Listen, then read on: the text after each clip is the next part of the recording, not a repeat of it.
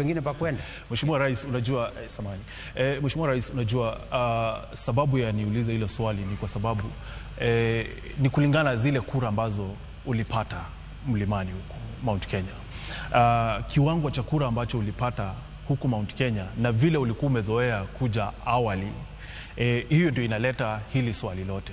Umetaja mambo ya soko, Mheshimiwa Rais. Ulipokuwa Meru Januari 2024, uliwacha umeahidi kwamba soko 9 zitajengwa Meru.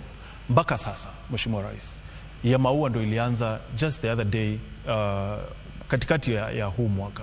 So ya Kianjai ulisema umeiongezea milioni 100 ikafika milioni 150. Haijaanza. Mheshimiwa Rais, unasema haijaanza? Ulisema hiyo ya Kianjai, unasema haijaanza? Imeanza. Mimi na wewe twende kesho. Twende. Tuone kama imeanza ama bado. Twende mimi na wewe. Ya Kianjai. Ndio.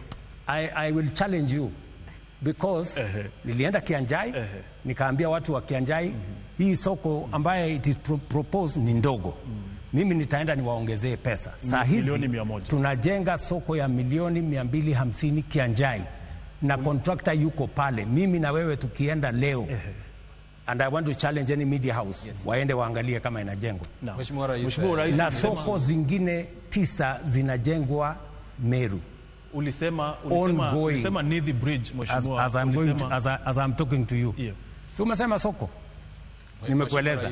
Na sio Meru peke yake. Soko 87 zinajengwa in every part of this mountain. Nimekuambia hii ya hapa Karatina iko tayari. Soko ya mimi naenda kesho, soko ya Naramoru inaendelea kujengwa. Almost swali lenyewe, Mheshimiwa, 40% inaendelea. Ulitupea siku ngapi? Ulipokuwa Meru ulisema mwisho wa mwaka wa 2024 hizo soko zitakuwa zimeisha. Sasa unaona you are shifting the goalpost. Ulisema